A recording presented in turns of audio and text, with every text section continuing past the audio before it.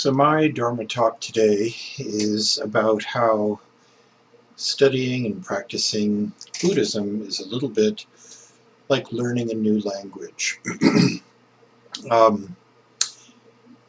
lot of words have taken on new meanings, a lot of words I've banished,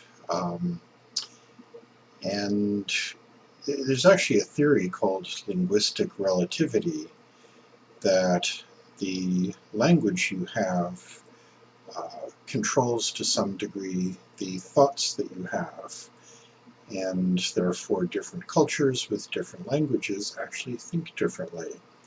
So it seems reasonable excuse me, that learning a new language or relearning an existing language can actually help you think differently. So here are just a few examples of that. First and foremost, the word should. Through spending time with my teacher through the last couple of years, that is a word that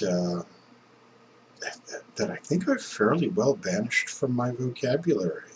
It used to be a very regular word for me, and now I don't think in terms of shoulding anymore.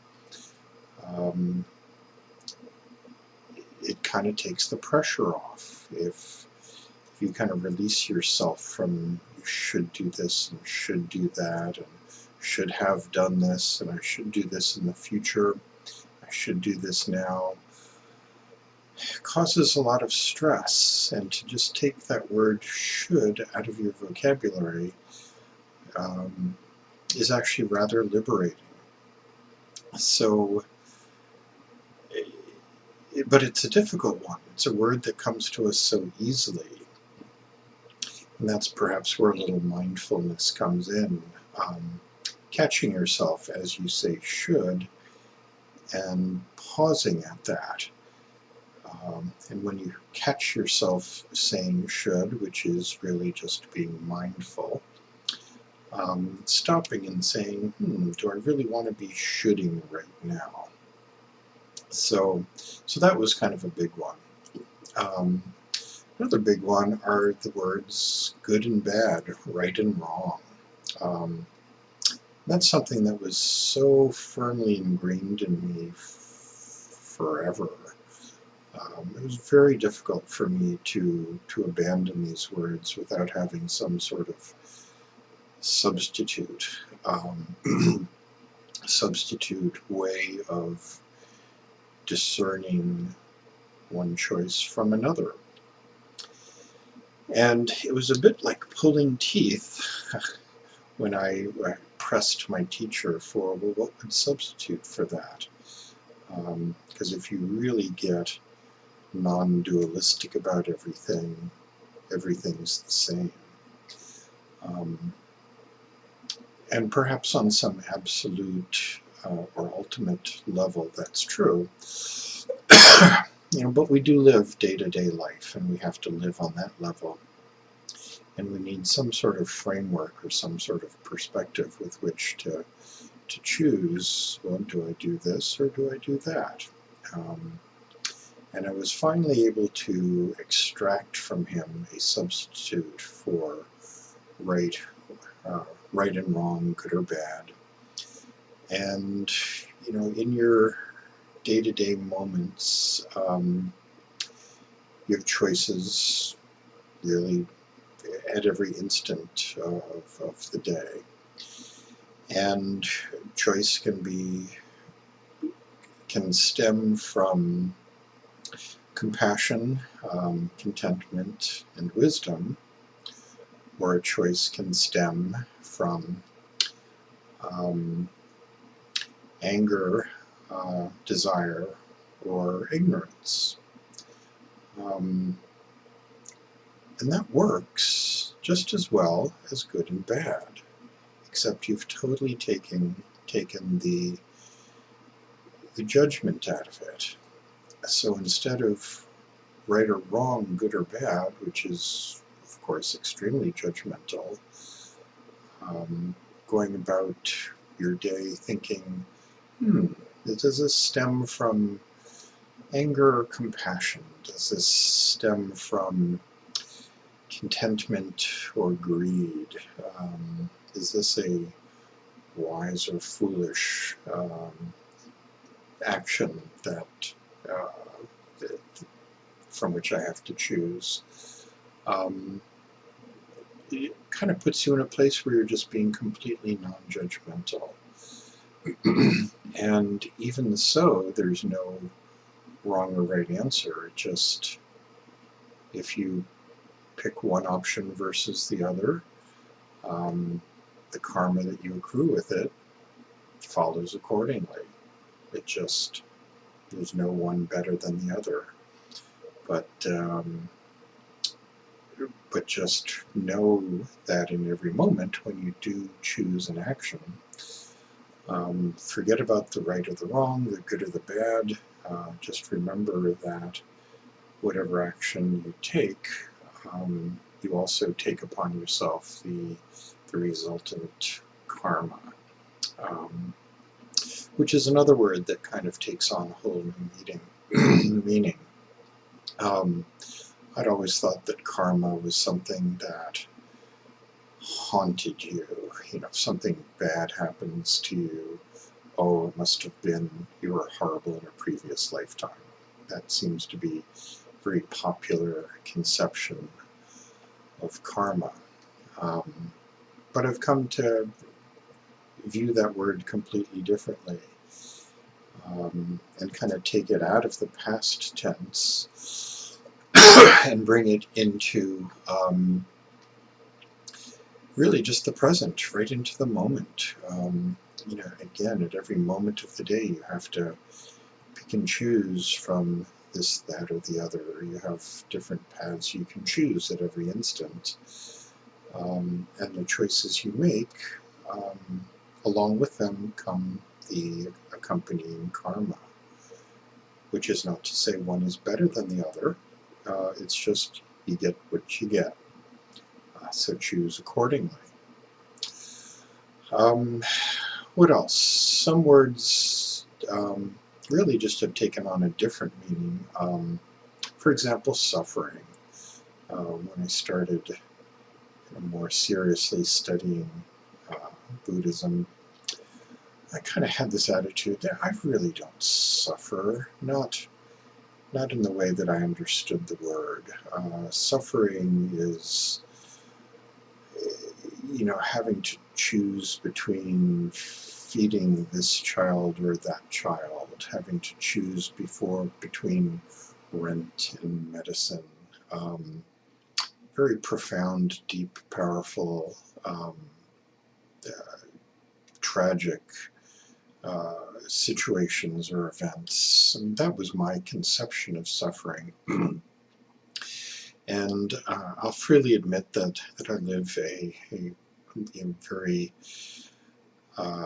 you know, relatively comfortable life. I've had a very privileged life, and just for me to be thinking of myself as suffering just didn't sit well with me.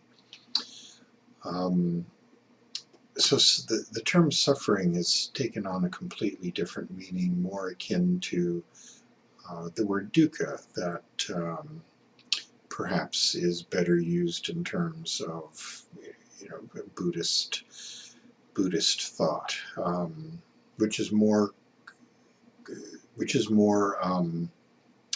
discontentment, dissatisfaction with things as they are.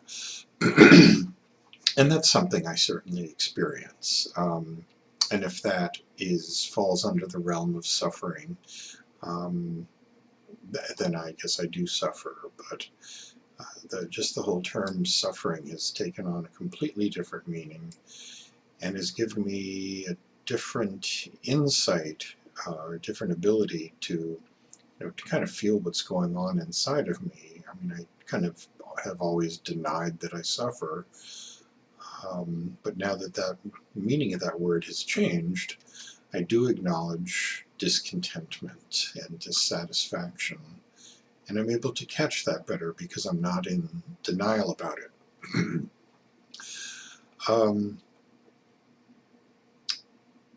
Attributing responsibility. It's just another way of thinking, not so much a particular word, but at just the words that I choose in regards to attributing responsibility.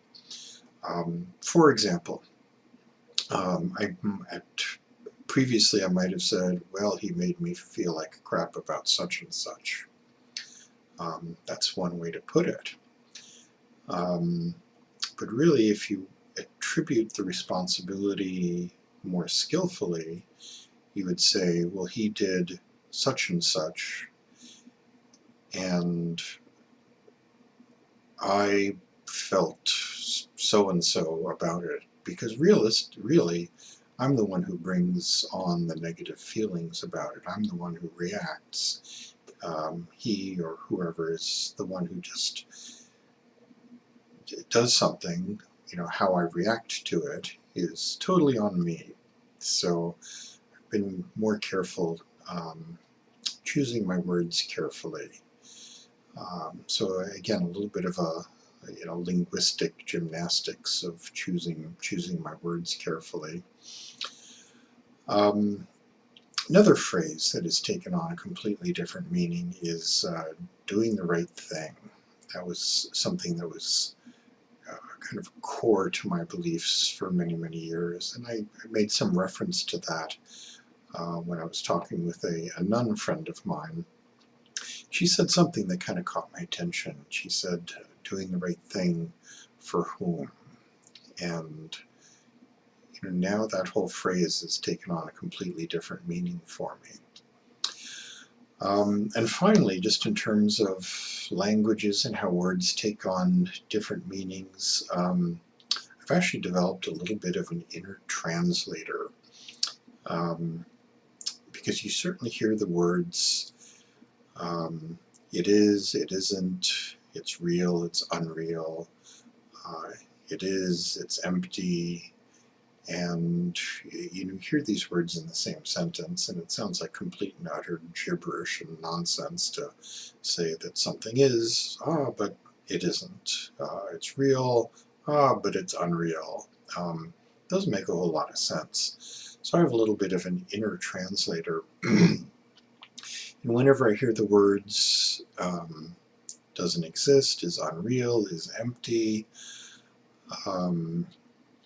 my mind does a little translation to, it's not that it's non-existent, but it doesn't exist permanently and independently, which brings us to the whole idea of interdependence and impermanence, or as Thich Nhat Hanh so delightfully describes it as interbeing. Things don't exist in isolation. They are interrelated. They interbe with everything else, and it's not that things don't exist. They don't exist in isolation. So that's just a little bit of an inner translator for me that helps me get through some of the otherwise more frustrating language in some of the sutras, where it is, it isn't, it's real, it's unreal, and those contradictions can be a little off-putting if you don't have a little mental translator built in. So at any rate, those are just a few of the examples of how I've really come to view learning about Buddhism really akin to learning a new language. And in learning this new language, really thinking about things differently, thinking about things from a different perspective. And I've kind of come to the conclusion that, many problems, much suffering, can really be overcome by just looking at things differently. And sometimes it helps to have the language to back that up.